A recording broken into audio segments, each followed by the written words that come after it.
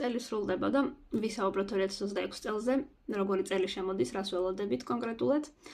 დავიწყებ ისევ მითების მსხვრევით და გეტყვით, რომ წლის მართველი იცვლება, შემოდის მერკურის წელი დასავლური ასტროლოგიის მიხედვით, ქალდეური მწკრივის მიხედვით და შემოდის მერკურის წელი. იქამდე 2025 წელი იყო ვენერას წელი. ვენერას წელი ნიშნავდა იმას, რომ აქცენტირება იყო უფრო ფინანსებზე, სილამაზეზე, ანუ ვენერას მახასიათებლებზე, თუმცა ეს არ ნიშნავს ავტომატურად იმას, რომ ყველა ეს ექნება სიყვარული და ფული. იმიტომ რომ აქცენტირება გულისხმობს იმას, რომ ინტერესი იქნება ამ მიმართულებით, ეს არ ნიშნავს იმას, რომ რეალურად ყველასთან ფული დარიგდება და სიყვარული მოვა. ეს ყველაფერი, ანუ განვითარების დონეზეა დამოკიდებული, რამდენად ამ შესაძლებლობებს ადამიანი გამოიყენებს. ეს ეხება მთელ სამყაროს, ეს არ ეხება კონკრეტულ ქვეყანას. 2026-ში შემოდის მერკურის წელი, თუმცა არ შემოდის 1 იანვარს. ზოგადად 1 იანვართან დაკავშირებით და 31 დეკემბერთან დაკავშირებით არანაირი ცვლილება ასტროლოგიური, გლობალური არ ხდება. ეს წელი, მერკურის წელი შემოდის 21, ან 23 მარტს.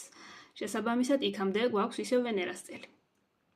მერკურის წელიწადში აქტიური იქნება უფრო ინტელექტუალური მონაცემები, დაგეგმვა, სწორი დაგეგმვა, ინფორმაციის ზოგადად მოპოვების თემები, ანუ მარტიდან რაც უფრო მეტი ეცოდინება ადამიანს, რაც უფრო სწორად დაგეგმავს, მით უფრო წარმატებული იქნება. იგივენაირად კომუნიკაციური უნარები, მერკურის ყველა თემა. შესაბამისად, ეს ყველაფერი ცვლილება იქნება მარტიდან. იქამდე ეხლა 1 იანვარს არაფერი არ იქნება. გავაგრძელოთ. ჩინური ასტროლოგიით შემოდის ცეცხლოვანი ცხენის წელი, თუმცა არ შემოდის 1 იანვარს, არც 31 დეკემბერს, ცხენის წელი შემოდის 17 თებერვალს. შესაბამისად, 17 თებერვლიდან გვექნება უკვე ცხენის წელი. იქამდე არ გვექნება ცხენის წელი, იქამდე იქნება წინა წელი, რაც იყო.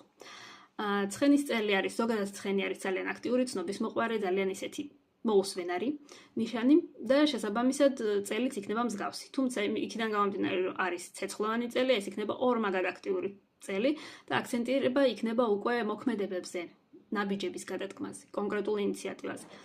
თუმცა ეს ყველაფერი, როგორც უკვე ვთქვით, იწყება 17 თებერვლიდან.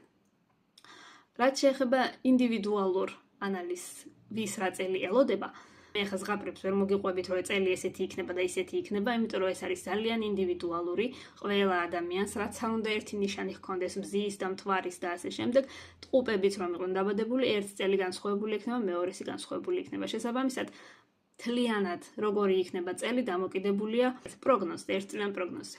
თუ გაინტერესებთ უფრო მარტივად, რას შეცვლის და თუ ცვლის რა